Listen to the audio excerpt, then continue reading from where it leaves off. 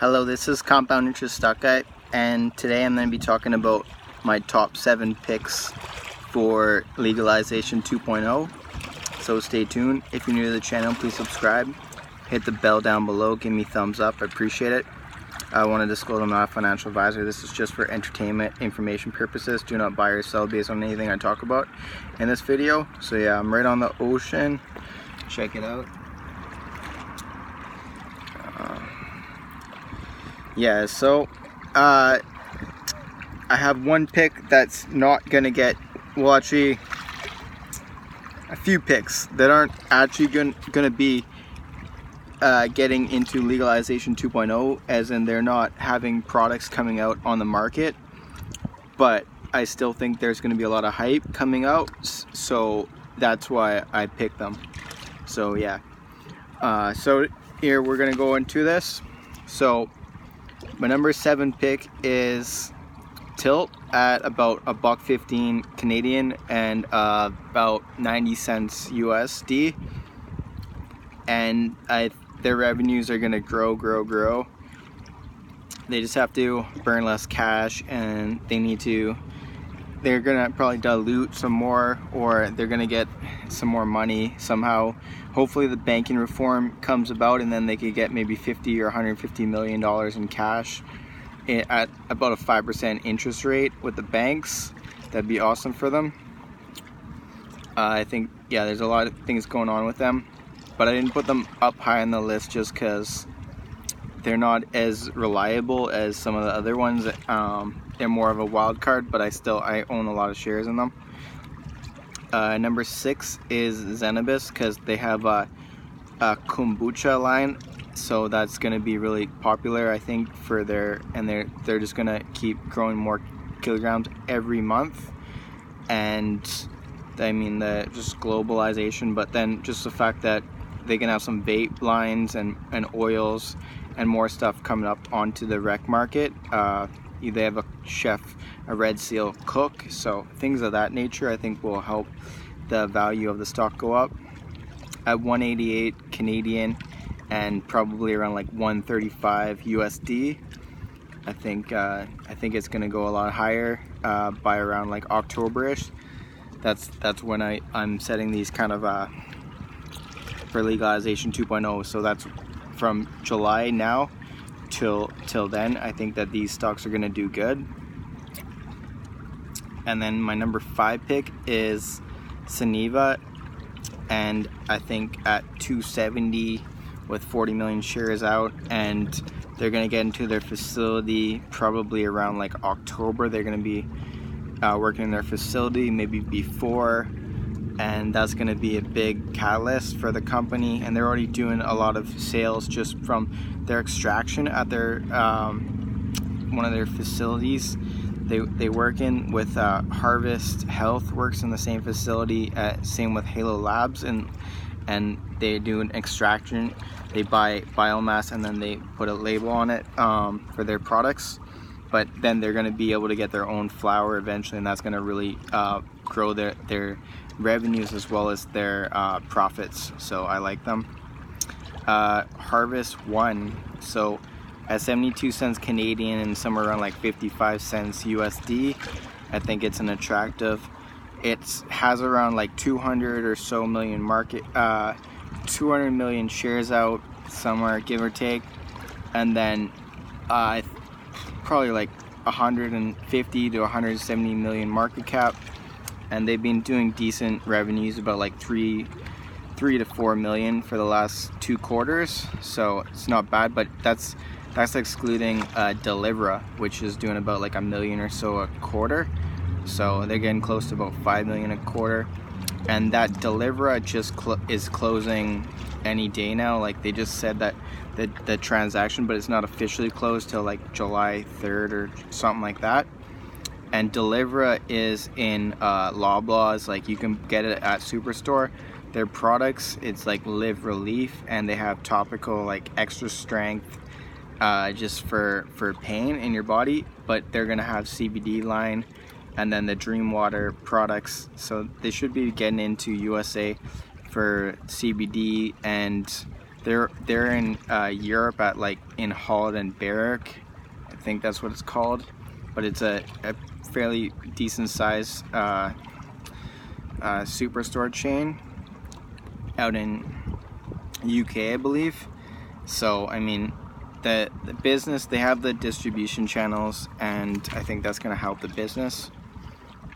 Yeah, I mean, and just with the Dream Water, if they have some CBD product and THC product coming out for legalization 2.0, that's gonna really put some catalyst and give them some hype. At 72 cents, I think it can easily go to like about $1.50, $2, $3 before I mean, before the end of the year. I think that's for sure. I think they'll get to that level, but I mean, even around October, I could see them going to like $1.25, $1.75, $2. That's just my opinion, and they could even go $2.50, $3 at before October, but I'm not 100% certain that'll happen. But I'm pretty certain that they'll get to $1.25, $1.75, and that's like 100% gain, 150% gain to about like a 60-70% gain at $1.25. So yeah, it's a good. And then TRST CannTrust at around like $6.75 or something like that, and they just diluted, so that's about a couple months ago, so they got like $70 million in cash, and they have an outdoor grow that's going to be done, their harvest sometime in October, so that's going to give them a lot of kgs. And I mean, CannTrust is just kind of a no-brainer in a sense, like at $7, because it can easily go to $10, $15 before October, and it's already set itself up as a pretty legitimate player. So I don't know, I think that and they also are connected with Apotex, which is a generic drug delivery company.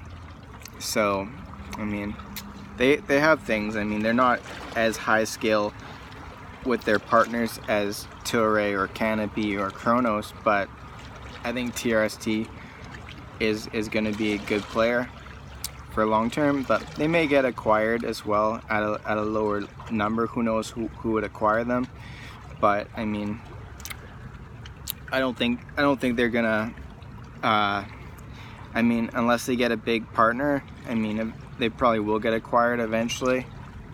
But I mean, they're at $6.50, $6.75 or something like that. It's a really good deal. I'm looking at getting some call options. I don't own any shares, but I'm looking to get about like a $7.50 call option, maybe like 5 or 10 of them.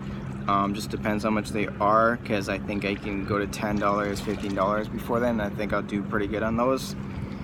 And then in number 2, I say Hexo Corp, because I listened to the conference call. I own HIP warrants, which are converted to Hexo warrants at $15.15 strike price, but then you don't, like, every 100 warrants you own is only about like 15 because the conversion, I think it's somewhere around there.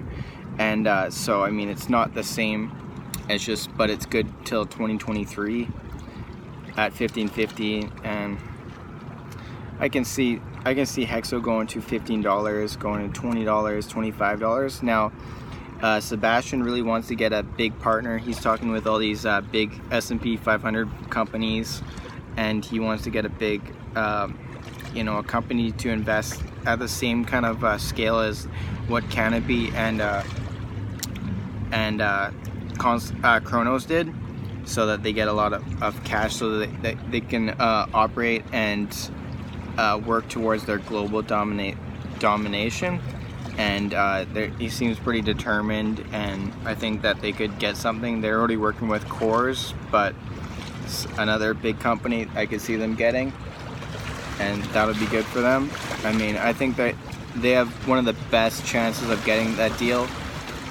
It's either Hexo, Tilray, or Aurora, or I think those are pretty much the best chances that a company is going to get a big deal for the short term. But I mean, some other companies could as well come out of nowhere and get a big deal as well, so who knows. But I think I put them at number 2, and I think I put them there because the other ones could go up a lot higher, but I think Hexo is a lot safer because a lot of money gets funneled into Hexocorp, so I think a lot of money and liquidity is going to go into Hexocorp in the next 3 months. So I picked them as number 2. And then in number 1 spot, who will that be? I'm gonna,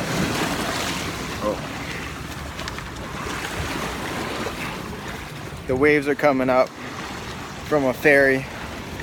So at number 1, I'm gonna say Harvest Health and Recreation, because they just announced that they're gonna do $900 million in 2020, and that'll pretty much put them at number 1 spot for USA companies. I think they with the Verano Holdings, that acquisition is just gonna really, I mean, it's already done, I guess, but it's not on the books yet. And then who knows who else they may acquire. I just think they're a really big dominant force in USA. And at $8, there's about 300 million shares out. So they're running about like a $2.5 billion market cap. And I think their pro forma was 57 million. So that's around 230 million for the year for 2019. But I could see them do like 300-400 million for whole 2019, and then in 2020 they could get up to 800-900 million. But I was hearing rumors that MedMen wants that they want to acquire MedMen. Who knows? I think Kronos wants to acquire MedMen, but we'll see. I just think it's a safe bet because I call it the funnel effect, that all the money's going to get funneled into Harvest Health because they're going to be a super dominant force. So that's my opinion. So again, from top to bottom, number 7 Tilt Holdings, number 6 Cannabis, number 5 Saniva, number 4 Harvest One, number 3 CanTrust, number 2 Hexo, and number 1 Harvest Health and Recreation. So anyways, I hope you like this video. I hope you learned something and you got some understanding about the business. This isn't a thorough due diligence on any of these companies. It's just kind of straight summary on what the business is doing. I have other videos such that I go on about Tilt Holdings and Harvest One, and I think I have a video more so on HIP, but I think I have some video kind of on HIP and Hexo maybe, but HIP is a big part of Hexo, and yeah, I think I don't have any videos on Harvest Health and Rec, but yeah, I hope you learned something, and until next time, peace.